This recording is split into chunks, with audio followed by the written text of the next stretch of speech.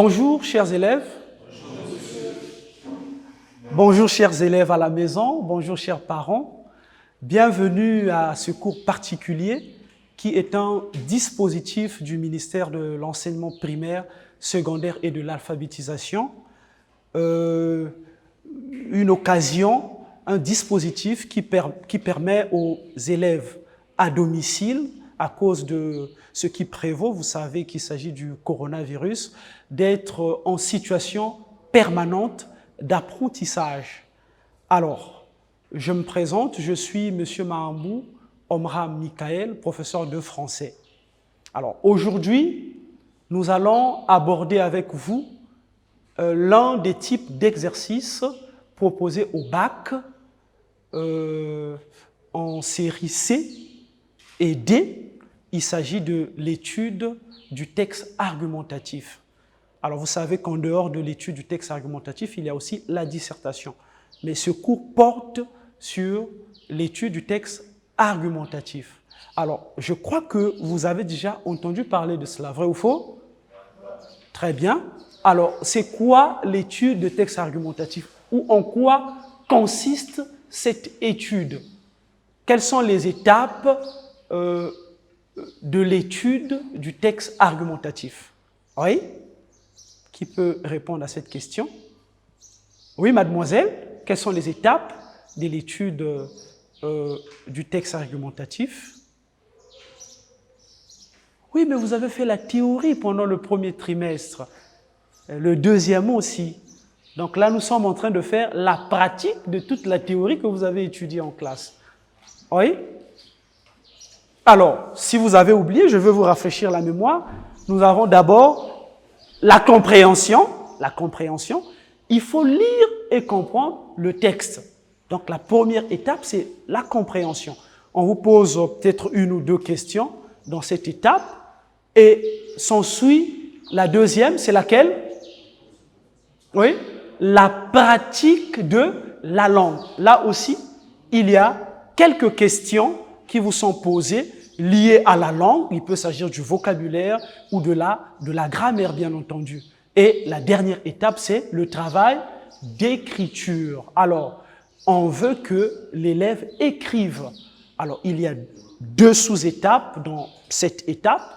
La première, c'est le résumé de texte.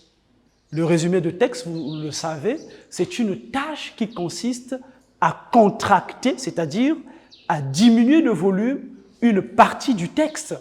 Il n'est plus question, comme à l'époque, de résumer tout le texte, un texte de 500 mots ou de 400 mots, mais aujourd'hui, il y a une simplification pédagogique.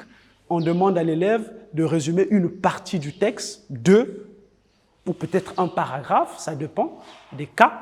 Alors, ce travail consiste à diminuer de volume la partie du texte qui vous est proposée, tout en reformulant, bien entendu. Et enfin, il y a dans cette étape une sous-étape qu'on appelle la discussion. La discussion, il y a une réflexion qui est extraite du texte et on vous soumet cette réflexion. Voilà, on vous demande de réfléchir sur, ça peut être une phrase, une pensée extraite du texte et vous devrez discuter cette pensée-là. Voilà les étapes de ce qu'on appelle l'étude du texte argumentatif. C'est un rappel. Je sais que vous avez étudié cela, la méthodologie, au premier trimestre. C'est donc un travail pratique que nous allons faire maintenant. Et pour cela, je venais de vous ventiler un texte que nous allons lire. Alors, vous prenez, je vais dire, 4 minutes pour le lire d'abord silencieusement et à la fin, je le lirai à haute voix et demanderai à peut-être 2 apprenants de lire également. Voilà. Alors, faites la lecture au fond du cœur, imprégnez-vous du texte.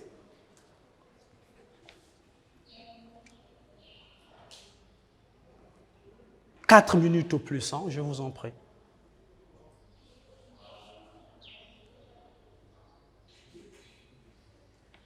Alors, vous y êtes, j'espère. Vous y êtes? Alors, suivez la lecture. Je vais lire non seulement pour vous, mais aussi pour ceux qui nous suivent à la maison. J'espère qu'ils vont suivre assez bien cette lecture et faire l'étude progressivement avec nous. Alors, je vais lire. On ne peut demander tout à la femme. On ne peut tout faire, elle ne peut tout faire à la fois. Conserver et innover, subir et se libérer, traîner ses journées de 12 heures et cultiver. Elle doit constamment opter. Elle est en pleine période de mutation. Lui donner le droit de vote était une belle chose et déplorer qu'elle s'abstienne si souvent encore de s'en servir et plus souvent encore de s'en instruire procède d'un idéal civique élevé. Mais c'est mettre côte à côte la charrue et les bœufs. La femme doit d'abord et avant tout gagner du temps et du calme, le recul. Elle ne doit pas être constamment prise à la gorge par des devoirs minuscules qui lui incombent à elle seule. L'État qui veut qu'elle vote en pleine conscience doit l'aider à se faire une conscience et pour cela la décharger par des mesures systématiques, nombreuses et rationnelles, d'un surcroît de travail stupide qui n'est rentable pour personne. Ce sont les rurales et les ouvrières qui votent le moins. Quand elles auront toute l'eau chaude courante, des moyens de faire garder leurs enfants et quelques heures de loisirs par jour, nous en reparlerons. Son autre allié actuel, l'homme, doit l'aider. Dans nos civilisations adultes, l'homme a acquis une sagesse qui lui ouvre de nouvelles perspectives. Il n'est plus constamment comme une sorte d'adolescent sempiternel à la recherche des occasions de s'affirmer par la force. Il sait ou commence à percevoir que la communication harmonieuse lui est nécessaire à lui aussi pour s'épanouir et que le jeu ancien de la domination et de la solitude ne l'amuse plus. Il commence aussi à saisir le prix de ses enfants qu'au XIXe siècle, étourdiment, il remit entre les seules mains des femmes. Ne nous en plaignons pas. Pendant des siècles, l'homme s'est chargé lui-même de l'éducation de ses fils. Et la femme n'était alors qu'objet de plaisir ou bête de somme. Au XIXe siècle, enfermée à la maison, elle s'est hissée au rang d'éducatrice. Mais il ne serait pas bon qu'elle garde très longtemps seule ce poste essentiel, surtout qu'elle veut, et elle le veut et le doit faire face à tant d'autres obligations. Un enfant, une femme met 9 mois et quelques heures à le faire. Après, il convient de l'élever. Et à cela, le père est aussi indispensable que la mère. Et les charges de l'éducation doivent se répartir équitablement entre les deux sexes. À l'heure actuelle, tous les psychologues et éducateurs le signalent. La carence paternelle est plus courante et souvent plus tragique que celle entraînée par le travail des mères. Les jeunes ménages donnent déjà une image de cet équilibre qu'il faut réaliser avant de demander à la femme l'impossible. Ces ménages où chacun peut étudier, passer l'aspirateur ou changer un bébé sans qu'aucun des deux ne sente ni ridiculisé par l'autre. Evelyne Sulero, La vie des femmes, aux éditions Des Noël Gantier, 1965. Très bien. Alors, voilà la lecture faite, mais évidemment, quand vous êtes en situation de composition ou de devoir, vous pouvez éventuellement lire plusieurs fois, 2, 3 fois, pour une meilleure compréhension. Alors, nous sommes en train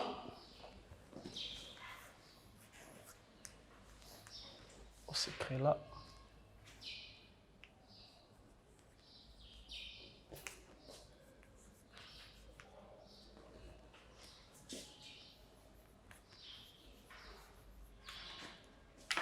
Ah, ce ne sont pas de bonnes craies là. Hein.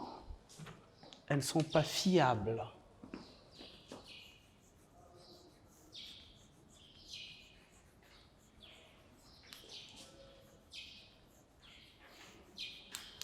Étude du texte argumentatif.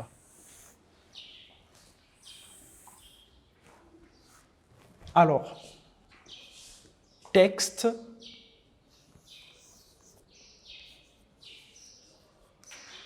quel est le titre de notre texte? Oui? Oui? Oui? L'homme. Très bien.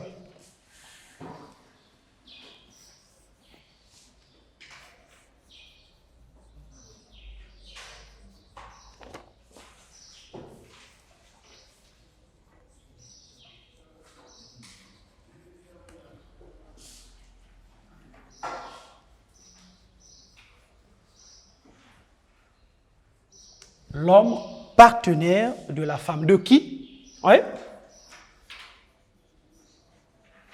Qui a écrit ce texte? Oui? Evelyne Sulero. Oui?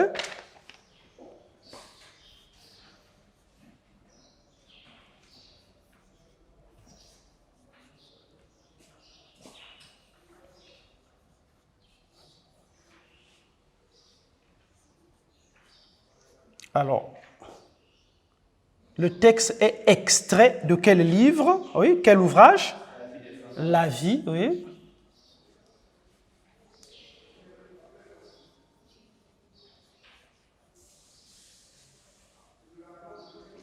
Il faut toujours souligner les titres des ouvrages. Alors, nous avons édition de Noël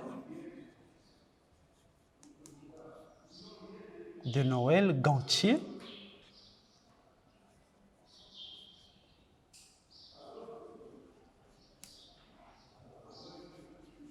« 1965. Alors, ces indications biographiques et bibliographiques peuvent permettre à ceux qui sont à la maison soit de télécharger le texte sur Google et de l'étudier, n'est-ce pas, une seconde fois. Voilà, c'est pour cela qu'il est important de les mettre au tableau. Alors, nous passons à l'étude de notre texte, et notamment à la première partie, la première étape, la compréhension, n'est-ce pas? Alors,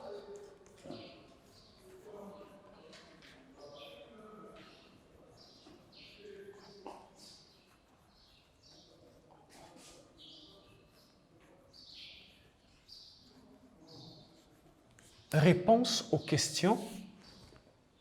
Grand A, nous avons la compréhension.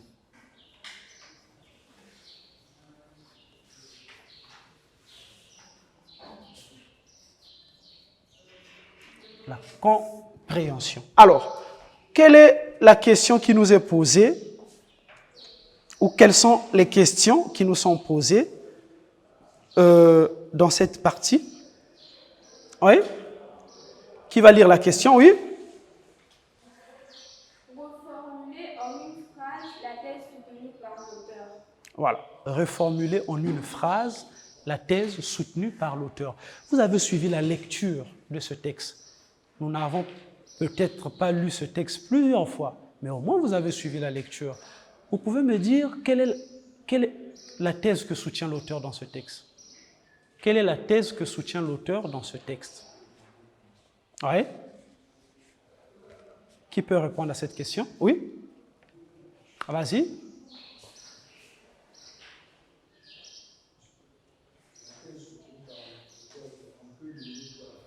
On ne peut demander tout à la femme, oui? C'est-à-dire que la femme n'est pas obligée de tout faire, de s'occuper de toutes les tâches domestiques, n'est-ce pas? Voilà la thèse que défend l'auteur dans ce texte.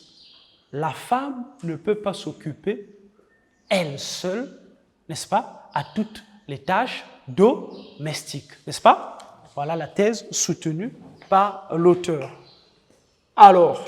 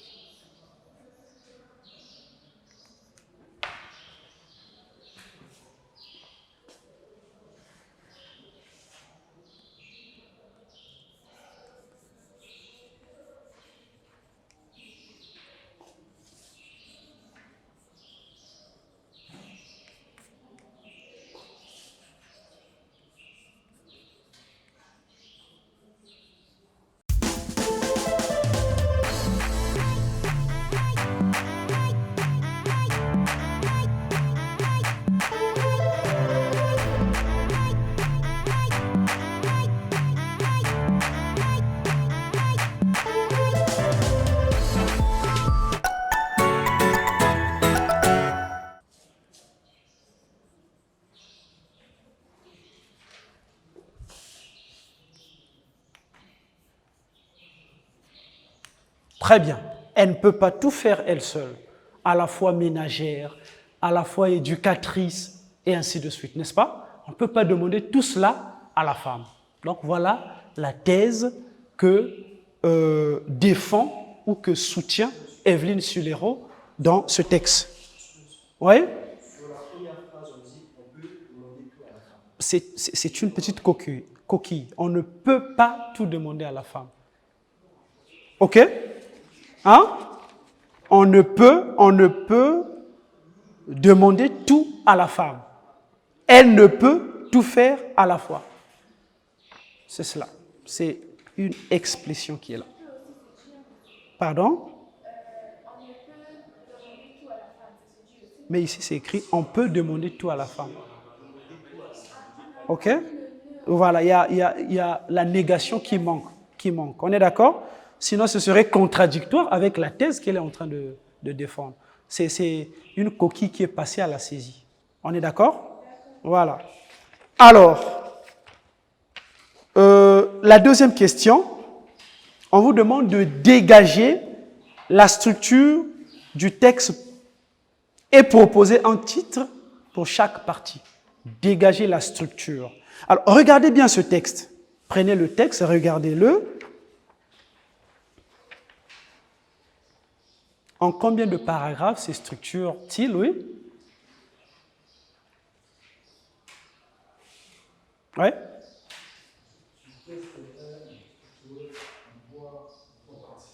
En 3 parties. Oui?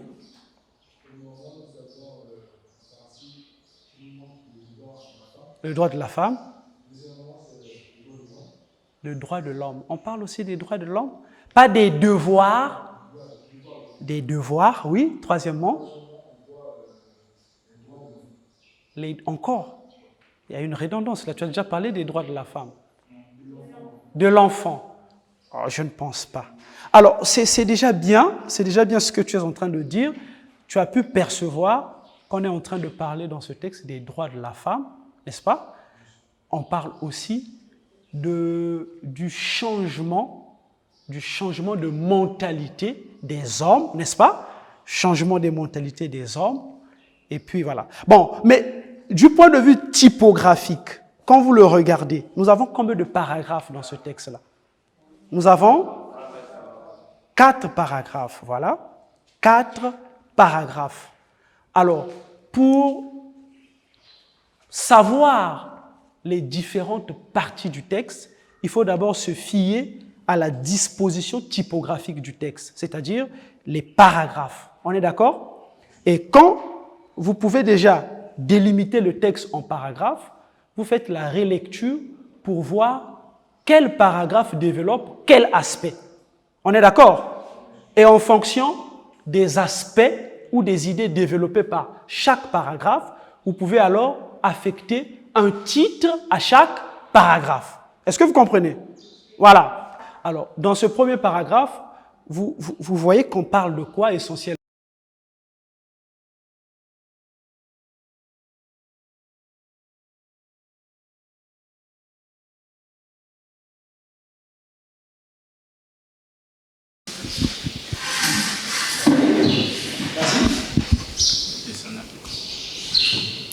Son autre allié actuel, l'homme doit l'aider. Dans nos civilisations adultes, l'homme a acquis une sagesse qui lui ouvre de nouvelles perspectives. Il n'est plus constamment, comme une sorte d'adolescent sempiternel, à la recherche des occasions de s'affirmer par la force. Tu peux continuer. Il sait où commence à percevoir que la communication harmonieuse lui est nécessaire à lui aussi pour s'épanouir et que le jeu ancien de la domination et de la solitude ne l'amuse plus. Il commence aussi à saisir le prix de ses enfants au XIXe siècle. Étourdiment, il remet entre les seules mains des femmes. Ne nous en plaignons pas. Pendant des siècles, l'homme s'est chargé lui-même de l'éducation de ses fils. Et la femme n'était alors qu'objet de plaisir ou bête de somme. Au XIXe siècle, enfermée à la maison, elle s'est hisée au rang des... Alors, tu viens de lire là 2 petits paragraphes, mais qui en réalité ne développent que la même idée. On est d'accord? Hein? Dans le processus argumentaire de l'auteur, elle n'a pas changé puisque c'est une dame, elle n'a pas changé d'idée dans les 2 paragraphes. Les 2 paragraphes développent la même idée. Quelle est cette idée? Il s'agit de quoi? Pardon? Non. Les droits de la femme, c'est dans le premier paragraphe. Oui, monsieur?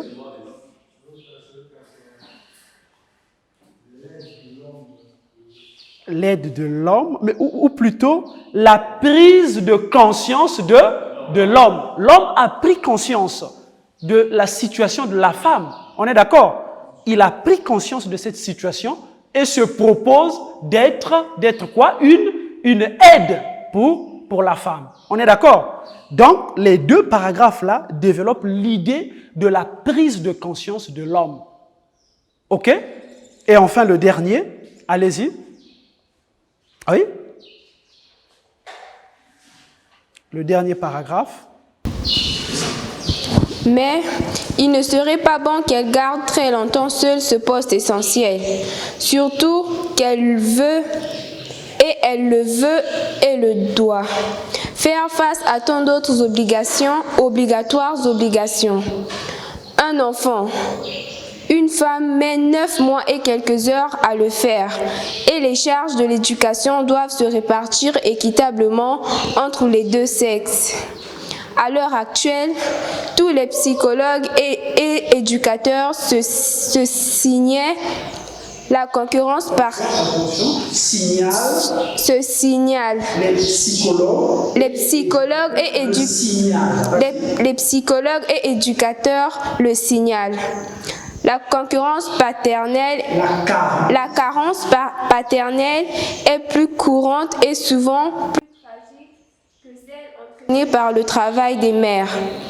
Les jeunes ménages donnent déjà une image de cet équilibre qu'il faut réaliser avant de demander à la femme l'impossible. Les ménages où chacun peut étudier, passer l'aspirateur ou changer un bébé sans qu'aucun des 2 ne sente ni ridicule.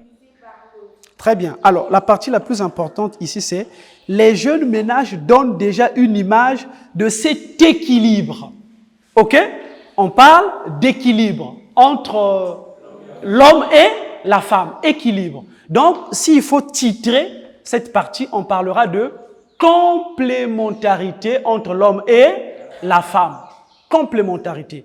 Alors, au total, nous avons eu combien de parties pour ce texte? 3 parties. On est d'accord? Donc, s'il faut répondre à cette question, nous dirons quoi exactement? Qui peut répondre à la question? Oui? Ce texte, oui, on va dire, ce texte est structuré en trois parties. Alors, on va dire, ce texte est structuré en trois parties.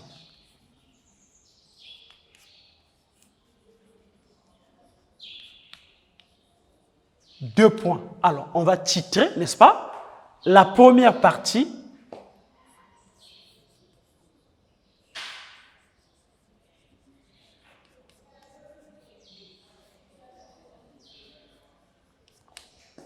a pour titre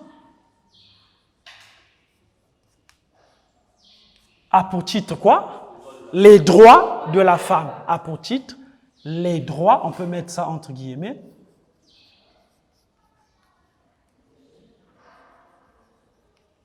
Les droits de la femme. Ok. Alors, la deuxième partie, oui? La prise de conscience des hommes. Oui? La deuxième partie a pour titre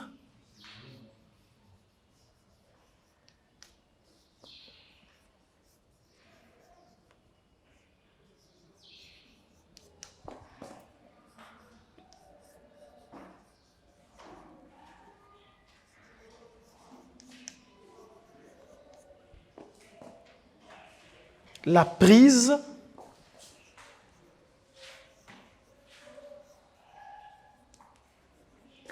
de conscience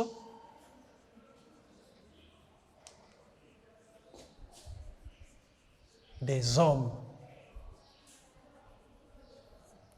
La prise de conscience des hommes. Et enfin, la troisième partie. Oui. Voilà, la troisième partie a pour titre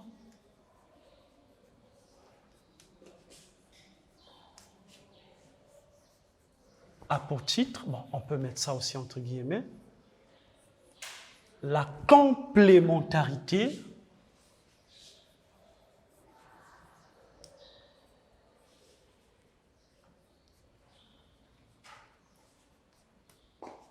entre l'homme et la femme. Voilà la structure du texte dégagée et les titres de chaque partie donnée. Alors, un conseil, suivez. Au bac, faites très attention.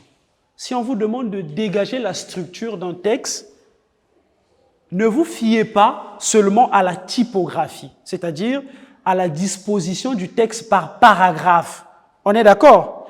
Alors, il arrive que deux paragraphes développent la même idée. Dans ce cas, vous faites quoi? Vous les fusionnez et vous affectez un titre à ces deux paragraphes. On est d'accord? Voilà. Donc, il faut faire très attention pour la structure. D'ailleurs, ça vaut pour le résumé de texte. On aura l'occasion d'en parler. Alors, après cette partie qu'on appelle compréhension, on passe à la pratique de la langue. Grand B.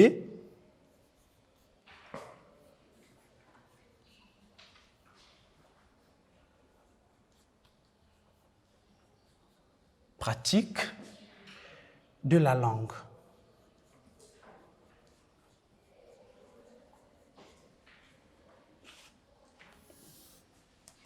Alors, on vous demande de donner le sens des expressions. Quelle est la première expression? Objet de plaisir ou bête de somme.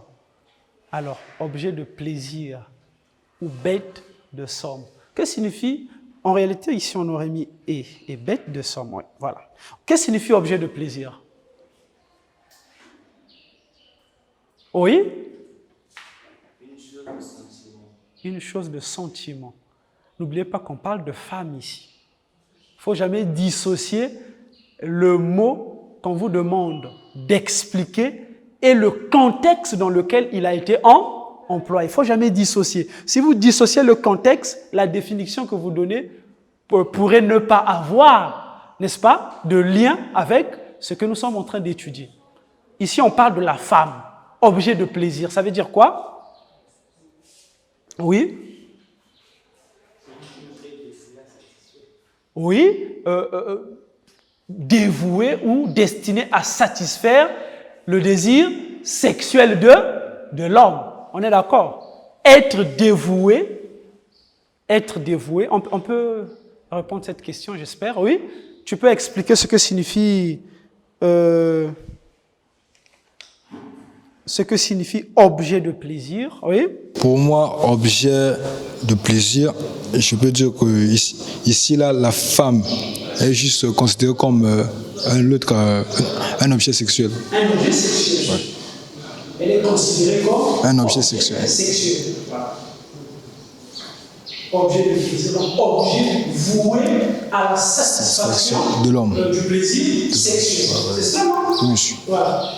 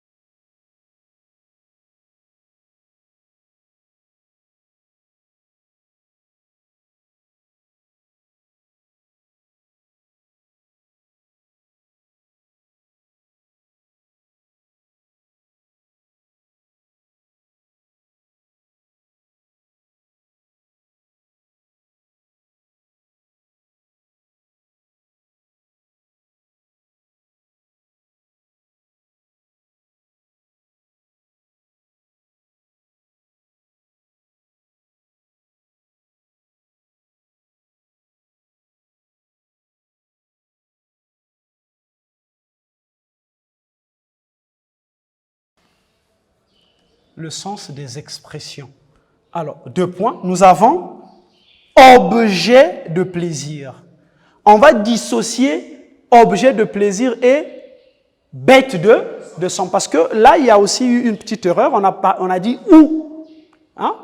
Ou qui implique l'alternatif, alors que c'est une copulation, c'est-à-dire une coordination. On est d'accord? Conjonction de coordination. Bête de somme et, n'est-ce pas? Voilà.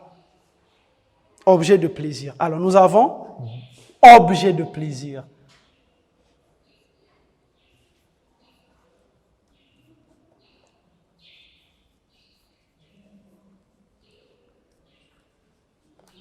Objet de plaisir. Alors, oui, ça veut dire quoi? Objet destiné à satisfaire, voilà, le désir sexuel.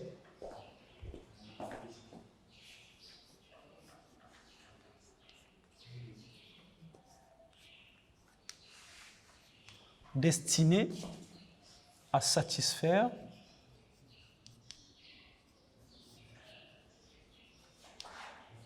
le désir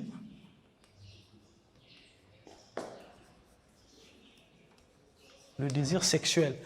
Oui? On n'a pas vraiment précisé qu'il s'agissait du désir sexuel. Oui. On peut dire un désir quelconque en fait. Oui, un désir quelconque, mais ici, je vous en prie, je vous ai demandé de rester dans le contexte. Il s'agit de la femme. Si on dit que cette femme est un objet de plaisir, est-ce que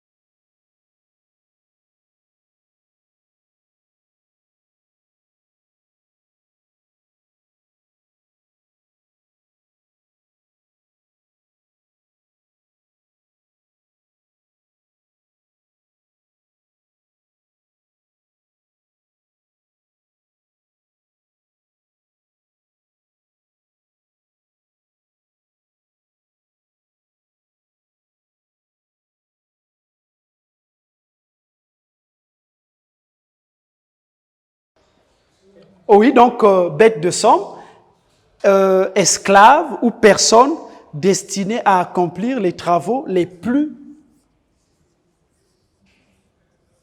durs. Les travaux les plus durs. Voilà comment nous expliquons ces expressions. Alors après, j'espère que vous prenez note progressivement, n'est-ce pas? Je peux donc essuyer la première partie. OK.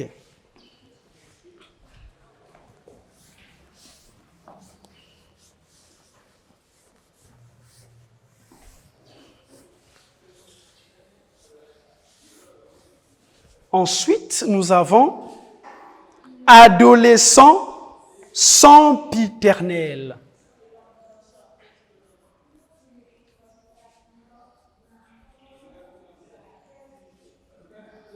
Adolescent sempiternel.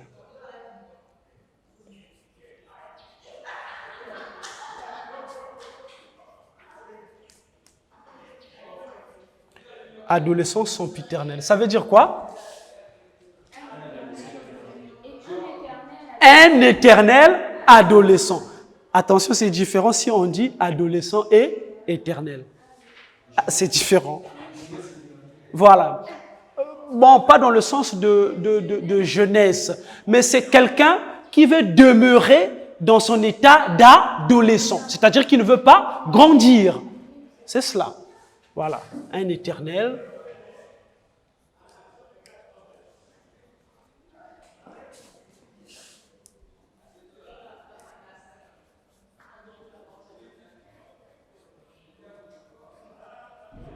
Un éternel adolescent. Alors, on passe à la... Oui, après la compréhension.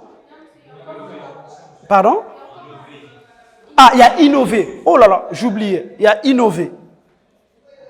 Innover. Qu'est-ce que signifie innover? Oui? Qu'est-ce que signifie innover? Apporter un changement, c'est-à-dire apporter du nouveau. On est d'accord? Apporter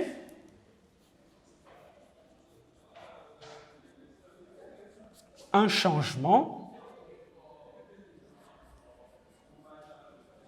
Apporter un changement. N'est-ce pas? Ou apporter du nouveau.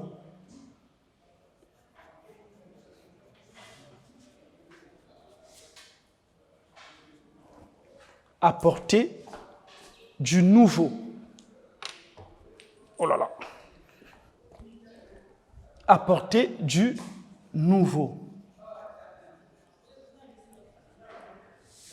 Voilà. Et on passe au travail d'écriture. Très bien.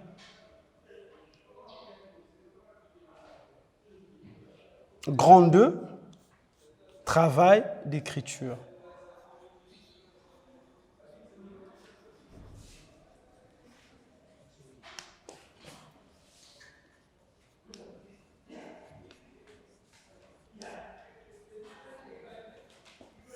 Alors, un autre conseil, suivez. Là aussi, c'est sur la base d'un constat. Suivez. Nous constatons quoi? Que vous n'êtes pas ordonné quand vous répondez aux questions. Il y a des élèves qui commencent par la compréhension. Ils répondent à peut-être une question de la compréhension et passent, par exemple, au travail d'écriture. Et quand ils sont au niveau du travail d'écriture, après, finalement, on va, comme un cheveu qui tombe dans la sauce, on va retrouver des questions de compréhension, mais dans la partie travail d'écriture. C'est un désordre que nous ne voulons pas voir. On est d'accord? Alors, il faut répondre de façon ordonnée aux questions. Quand vous êtes au niveau de la compréhension, vous pouvez commencer par la deuxième question et finir par la première. Là, c'est permis. On est d'accord? Mais on ne peut pas retrouver une question de la compréhension au niveau de la pratique de la langue, par exemple. Il faut être très ordonné et cet ordre-là compte pour beaucoup quand vous faites vos rédactions. Alors, travail d'écriture. on nous demande d'abord de résumer le texte, donc le premier paragraphe du texte, au quart de sa longueur. Une marge d'erreur de 10% en plus ou moins est admise. Et on vous donne le nombre de mots du paragraphe. Le paragraphe compte combien de mots? 200 mots. Alors, on va donc écrire résumant.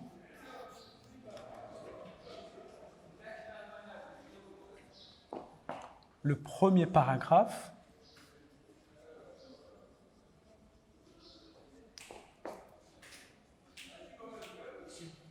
Oui. Excusez-moi. Le premier paragraphe.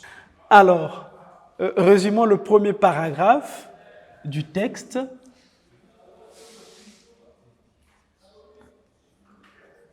Au un quart de sa longueur. Au un quart de sa longueur. Alors, prenez le texte, reprenez le texte, s'il faut le dire ainsi. Reprenez le texte. Alors, le premier paragraphe, qui va le lire? Le relire, s'il faut le dire ainsi.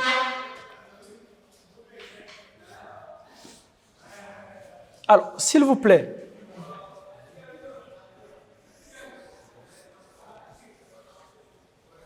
les choses doivent être claires. Suivez. Quand on vous demande de faire le résumé de texte, en quoi consiste l'exercice?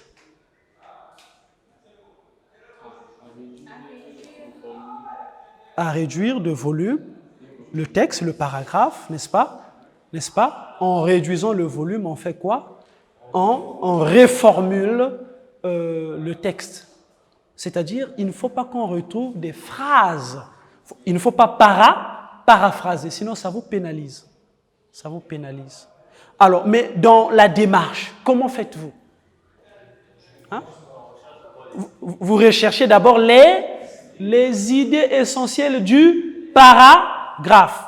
Il faut procéder d'abord par la recherche des idées essentielles du paragraphe. Bien entendu, il faut relire le paragraphe avant donc de rechercher ces idées. Alors, oui, qui va relire le texte? Oui.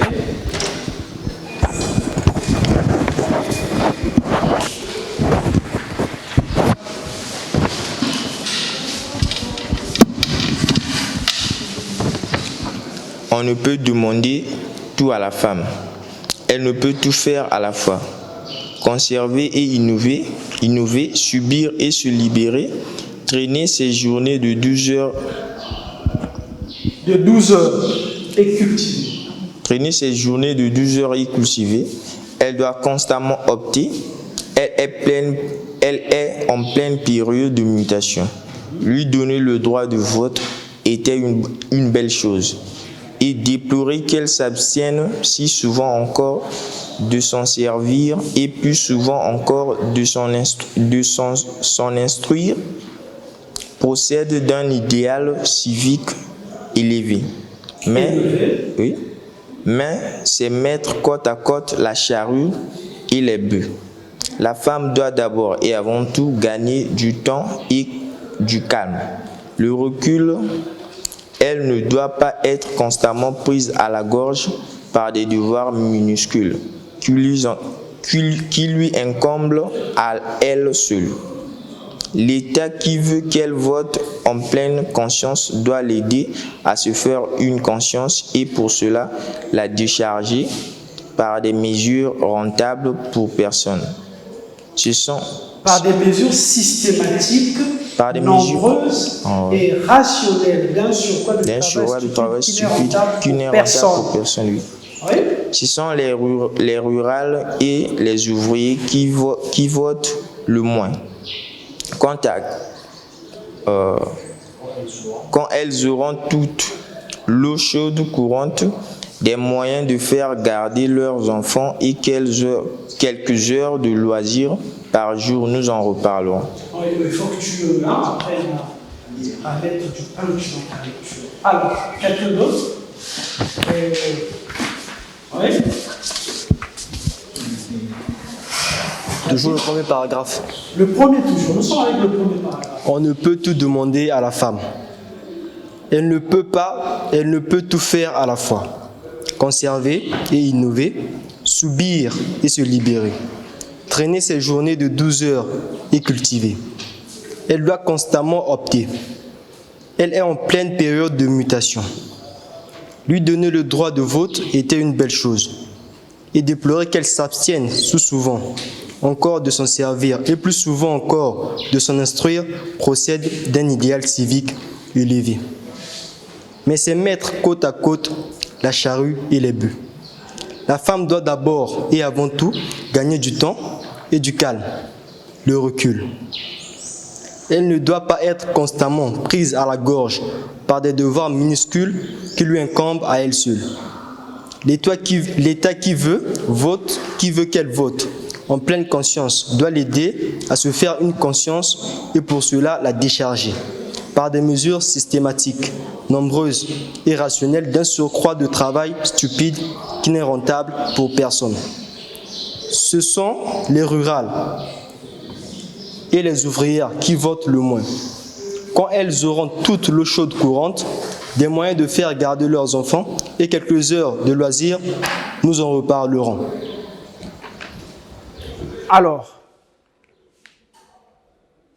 il faut aussi éviter de faire un résumé linéaire. On est d'accord?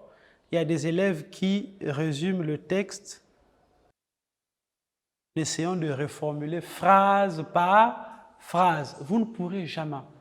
Il faut lire et comprendre le passage qui vous est soumis pour le résumer et ensuite en dégager les idées essentielles. Alors, maintenant que nous avons fait la lecture de ce paragraphe, qui peut me donner les idées essentielles qu'il y a dans ce paragraphe?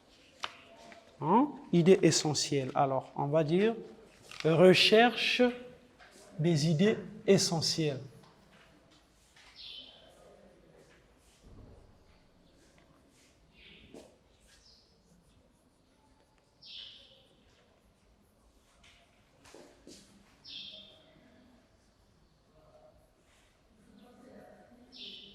Recherche des idées essentielles. Alors, nous avons quoi? Oui?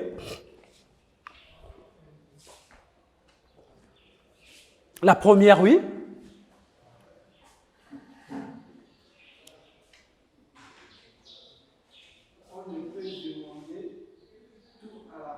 Oui, la femme ne peut tout faire. La femme ne peut tout faire. Voilà la première idée.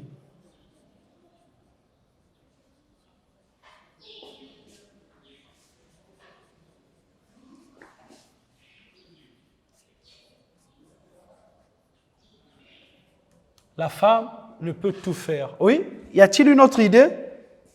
Oui?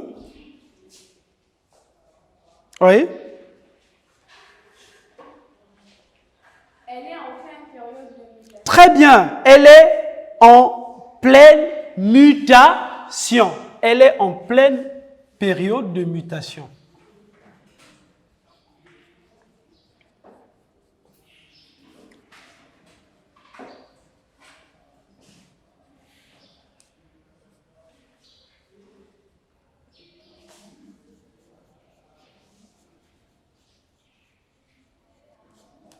Elle est en pleine période de mutation. Y a-t-il une autre idée?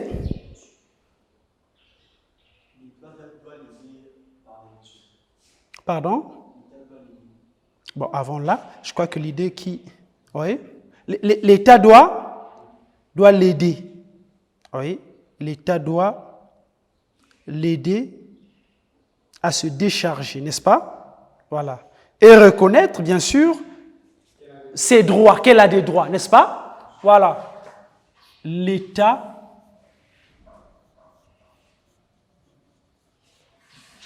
doit l'aider à se décharger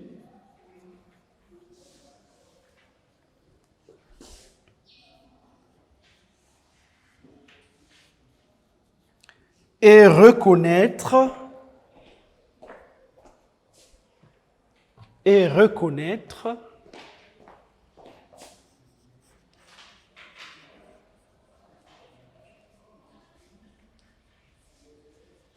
qu'elle a des droits.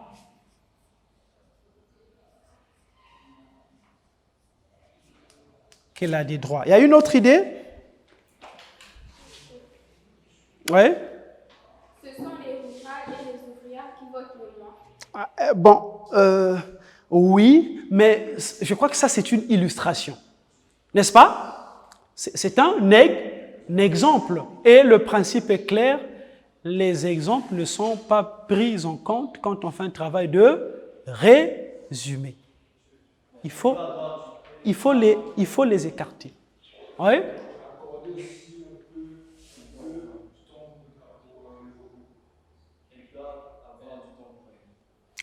Oh oui, mais c'est ce qu'on a dit là. Par l'État doit l'aider à se décharger et reconnaître qu'elle a des droits.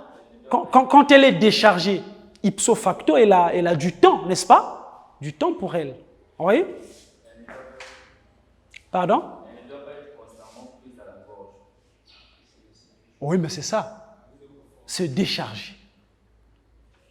Là, il est écrit, elle ne doit pas être constamment prise à la gorge par les tâches minuscules. C'est ça, non? Les tâches minuscules. Mais bien sûr. Voilà pourquoi il faut prendre vraiment les idées qui sont essentielles. Sinon, vous aurez un résumé qui va ressembler au texte initial en termes de volume. On est d'accord? Il ne faut prendre que l'essentiel. Voilà. Oui, mais c'est tout cela.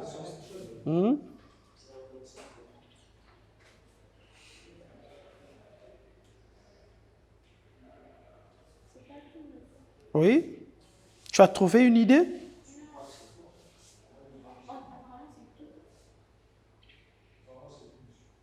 Alors, avec ces idées-là essentielles, nous allons esquisser un résumé de texte. Nous allons esquisser un résumé de texte. Quelqu'un peut venir écrire au tableau?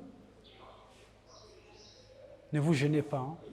Écrire au tableau, c'est que je veux, c'est qu'on va bâtir ensemble. On ne va pas vous demander d'écrire. Voilà. Oui? Alors tu écris esquisse de résumé. Ce n'est pas encore un résumé. On est d'accord? Tu écris esquisse. Oui. 2 S. De résumé.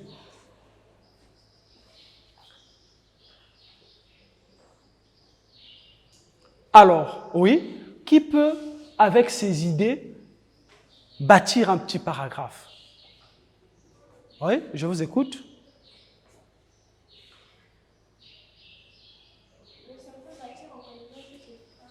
Oui, ça dit qu'en se servant de ces idées pour bâtir un petit paragraphe. Un petit paragraphe qui est la photographie du paragraphe qu'on est en train de résumer. On est d'accord? C'est-à-dire, on doit retrouver le même message dans notre résumé que dans le même message qui se trouve dans le texte initial. On est d'accord? On ne doit pas retrouver autre chose. Sinon, oui? Ce n'est pas encore notre préoccupation. Mais si, suivez, en esquissant notre résumé, si nous avons plus de mots, c'est là où nous allons ajuster justement pour avoir un résumé qui puisse répondre aux normes, aux exigences, c'est-à-dire soit au quart ou on se sert de la marge d'erreur de 10% plus ou moins. Nous ne faisons pas encore du nombre de mots notre préoccupation. Là aussi, il faut le savoir parce que moi j'ai vu des élèves qui rédigent le résumé mais en même temps ils comptent les mots. Vous ne pouvez pas avancer, vous n'êtes pas libre. La contrainte des mots ne doit pas de prime abord être votre préoccupation. On est d'accord? Esquissez d'abord votre résumé et à la fin, essayez de voir si vous êtes dans les normes en ce qui concerne les exigences des mots. OK? Voilà. Donc, on peut dire quoi? On peut dire quoi? La femme, oui.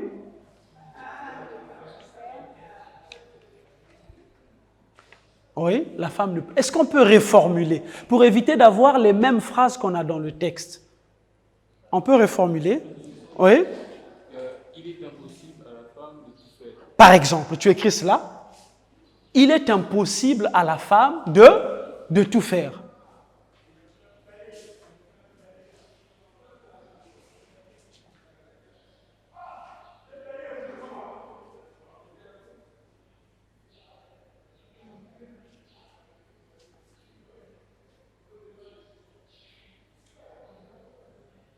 Il est impossible de demander à la femme de tout faire. Il est impossible à la femme, oui, il est impossible à la femme de tout faire, oui? Pardon? Cela provoque une mutation sociale. Ça ne me convient pas. Ouais.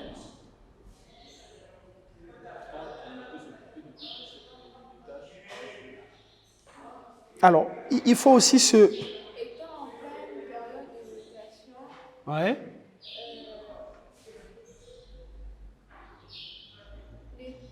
Oui, vas-y. l'État doit l'aider.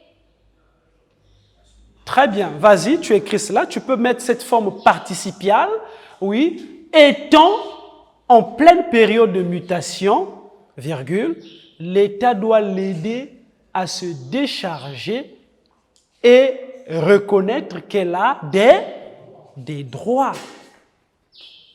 Et reconnaître qu'elle a des droits.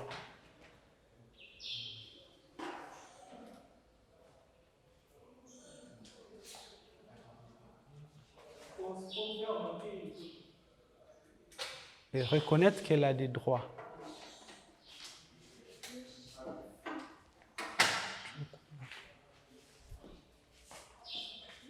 Ok. Donc, il est impossible à la femme de tout faire. Point, tu mets un point et tu commences par une lettre majuscule.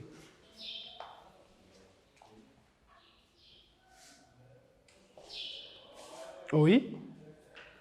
Étant en pleine période de mutation, virgule, l'État avec E majuscule, s'il te plaît.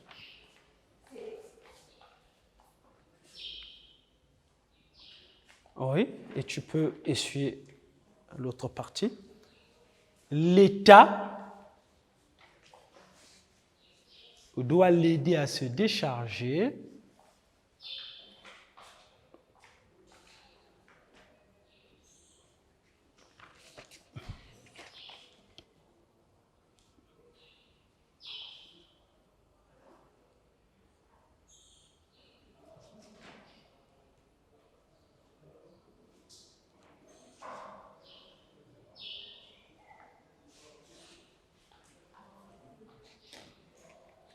étant en pleine période de mutation, l'État doit l'aider à se décharger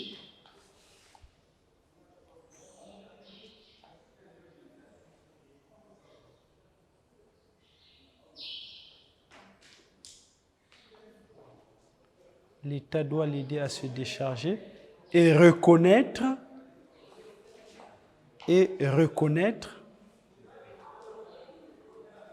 qu'elle a aussi des droits.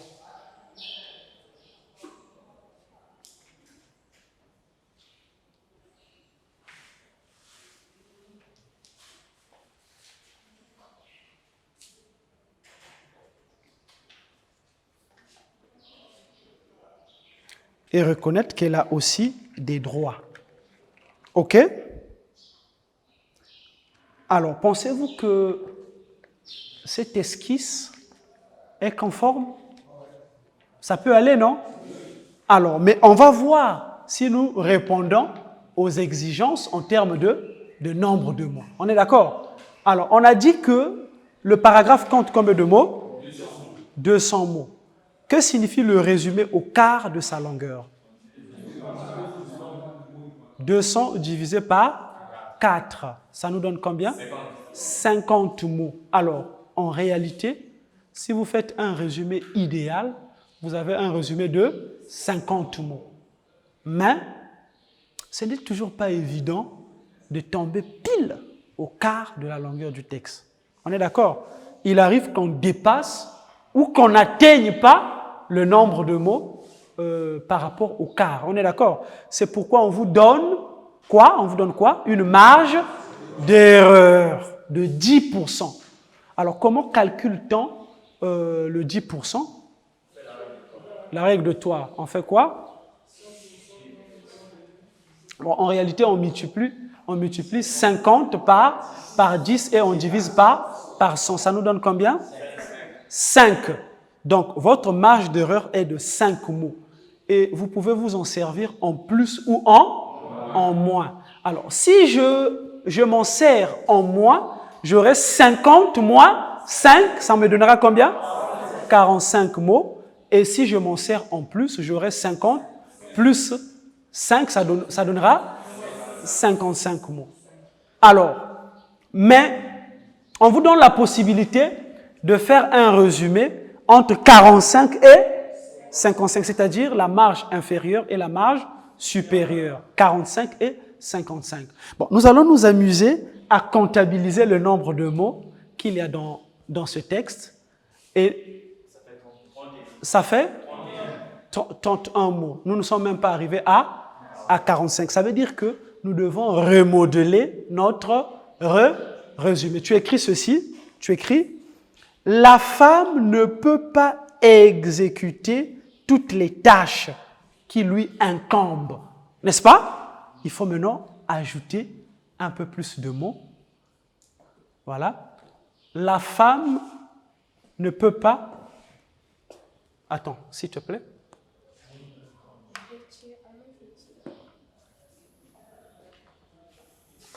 Nous délimitons l'esquisse et ce que nous prenons comme résumé. La femme ne peut pas exécuter toutes les tâches qui lui incombent. La femme ne peut pas exécuter toutes les tâches qui lui incombent.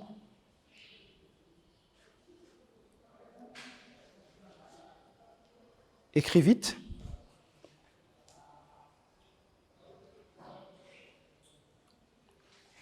Qui lui incombe, tu enlèves S, tu mets plutôt ENT. Ce sont les tâches qui lui incombent, tu mets un point. Elle doit participer au changement, hein, puisqu'on parle de mutation, n'est-ce pas? Elle doit participer au changement.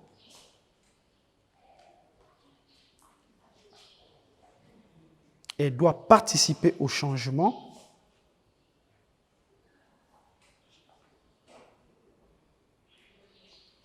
Et ne doit pas être surchargée. Et ne doit pas être surchargée. Et ne doit pas être surchargée. Très bien. Tu mets un point et tu écris l'État doit lui venir en aide. L'État doit lui venir en aide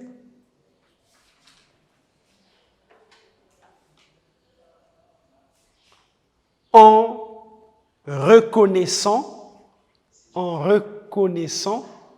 tous ses droits, n'est-ce pas? En reconnaissant tous ses droits.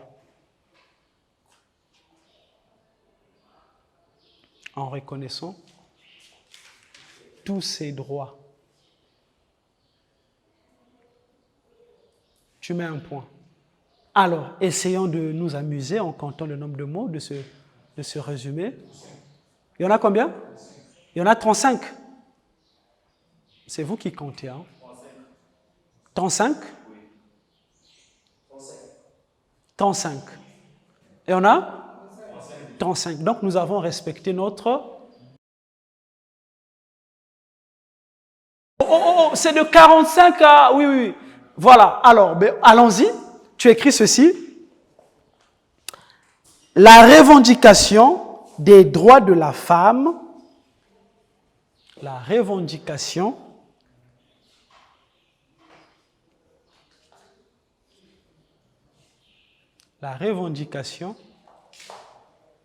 des droits de la femme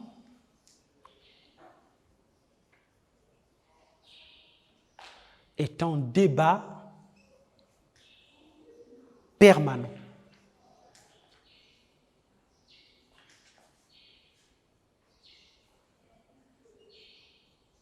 EN. Point. Alors là, je crois que ça va. 35 plus... Nous sommes à combien? 46. Bon, donc la marge va de 45 à 55. Si vous êtes dans cette fourchette-là, eh bien, votre résumé est recevable, n'est-ce pas? Mais c'est une simplification pédagogique. Parce que mathématiquement parlant, quand j'utilise ma marge d'erreur de 10% en moins, je ne devrais avoir un résumé que de combien de mots? 45 mots. Quand je l'utilise au plus, je ne dois avoir qu'un résumé de 55 mots. Et quand je me sers du quart, c'est-à-dire le nombre total de mots du texte divisé par 4, j'ai 50 mots. Mathématiquement parlant. Mais on a simplifié cela du point de vue de la pédagogique afin de ne pas rendre la tâche ardue aux élèves et on préfère parler en termes de fourchette. Combien? À 55 mots. Et si vous êtes là-dedans, votre résumé est recevable. À la fin, tu écris résumé de combien de mots? 45 mots. Résumé de 46 mots. Résumé de 46 mots.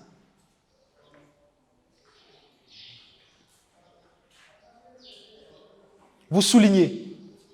Résumé de 46 mots. Alors, vous avez vu comment on procède? On commence toujours par esquisser quelque chose. Et si l'esquisse ne vous donne pas le nombre souhaité, vous essayez de réécrire votre résumé, n'est-ce pas? Mais en évitant de vous écarter du texte. On est d'accord? Alors, si vous pouvez lire ce résumé, vous verrez qu'on n'a pas paraphrasé, c'est-à-dire qu'on n'a pas recopié les phrases entières du texte. On est d'accord? Mais le message contenu dans notre résumé de texte est le même que celui contenu dans le paragraphe qui nous a été soumis en résumé, n'est-ce pas? Voilà, très bien.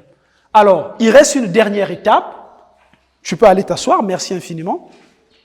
Vous avez pris note, vous êtes en train de prendre note, prenez note. Ce qui vous concerne ici, ce sont juste les idées essentielles et le résumé.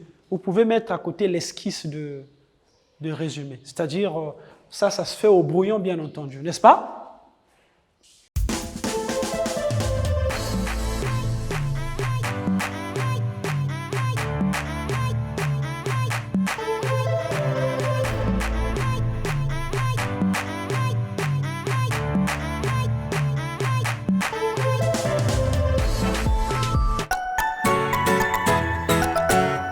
Ça se fait au brouillon. Oui? OK.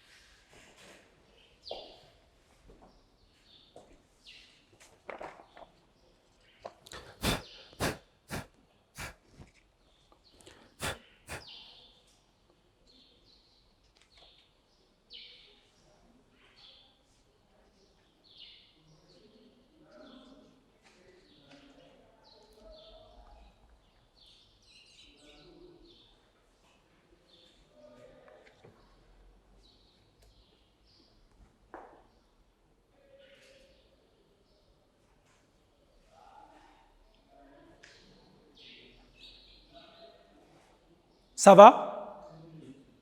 On peut essuyer le tableau?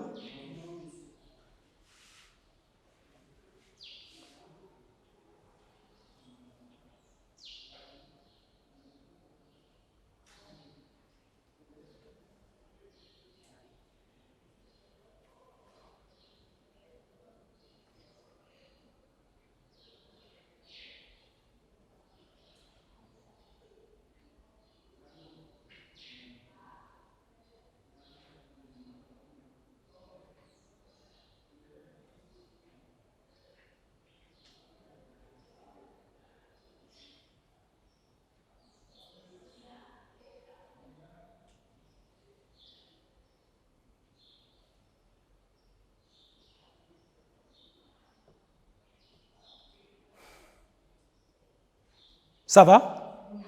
Bon, je peux tout au moins essuyer la première partie. Pas encore? Ok, je vous accorde encore quelques minutes. Il nous reste à voir le dernier point, la discussion. Oui, à quel niveau? Pardon? Ouais. Elle a mis un C, elle devrait directement exécuter. Ok. La femme ne peut pas exécuter, oui. Exécuter toutes les tâches, oui, qui lui incombent. Très bien, tu devrais faire un peu attention, mademoiselle. Je n'avais pas fait attention à cela. La femme ne peut pas exécuter toutes les tâches qui lui incombent. Elle doit participer au changement et ne doit pas être surchargée. L'État doit lui venir en aide en reconnaissant tous ses droits.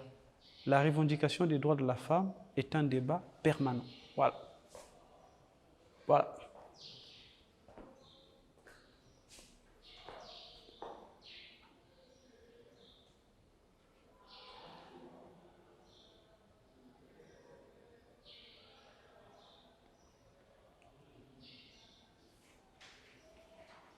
On a fini?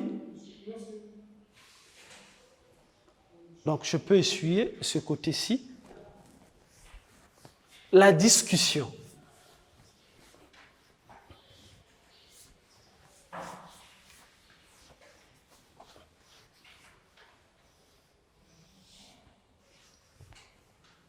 Alors, petit 2, discussion.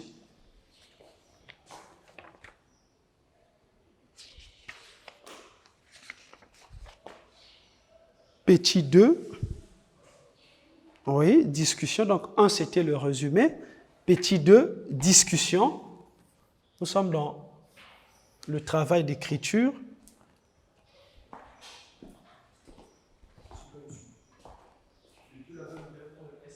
Pardon?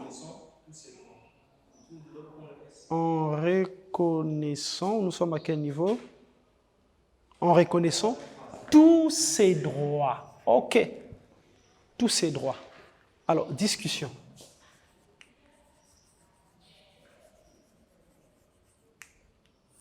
Nous aurons peut-être le temps d'aller en long et en large de la discussion à la prochaine séance, mais on peut tout de même dire quelque chose.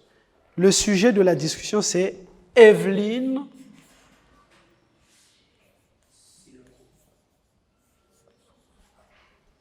Sulero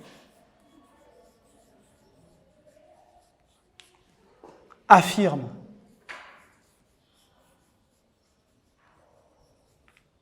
deux points. La femme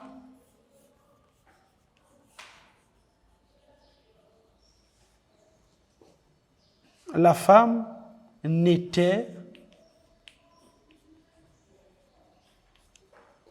qu'objet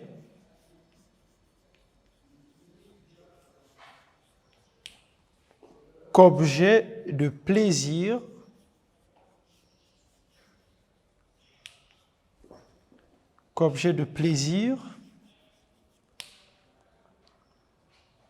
n'était qu'objet de plaisir ou bête de somme. Ou une bête de somme.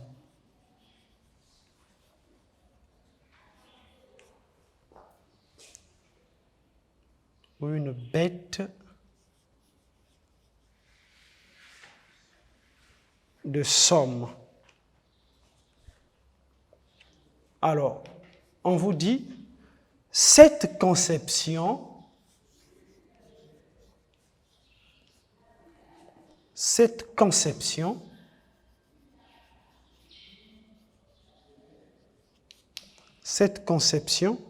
vous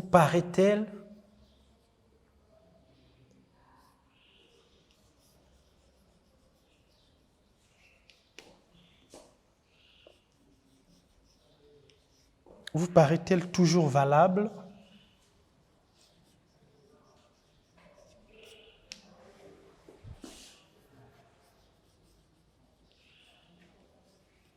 toujours valable de nos jours.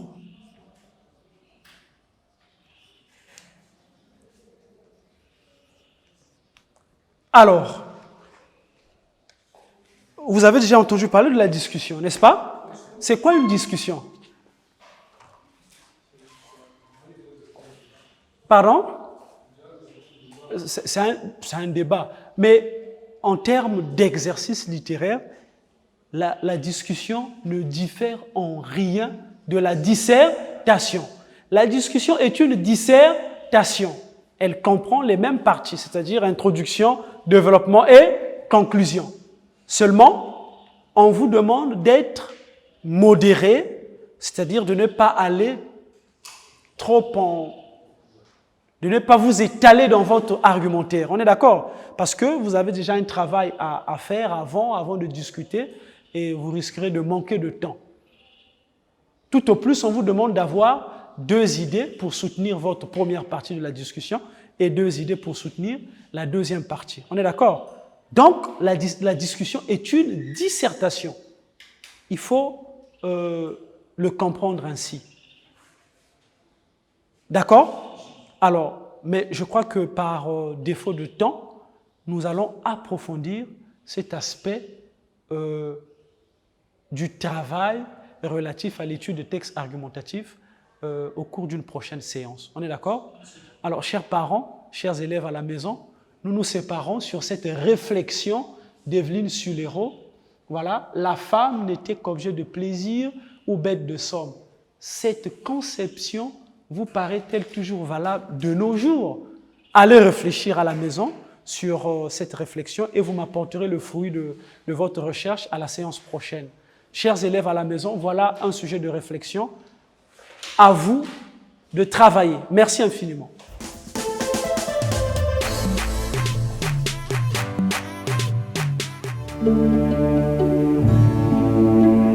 Chers parents, chers élèves du préscolaire, primaire, collège et lycée, chers apprenants des centres d'alphabétisation et de rescolarisation, ce message vous concerne. L'école à domicile, c'est le nouveau programme du MEPSA. Désormais, apprenez via la télévision, la presse écrite et les réseaux sociaux à partir du site www.menepsa.org et de l'application L'école à domicile. Vous avez également la possibilité de suivre les cours à partir de la page YouTube MEPSA Congo, l'application Télénanga MTN Congo. À la télévision, les cours seront diffusés chaque jour de 8h à 14h et au quotidien dans les dépêches de Brazzaville. Maintenir la flamme de l'éducation dans la famille, un devoir des parents en cette période de crise sanitaire due au Covid-19. Tous derrière le MEPSA pour sauver l'éducation face à la pandémie du Covid-19.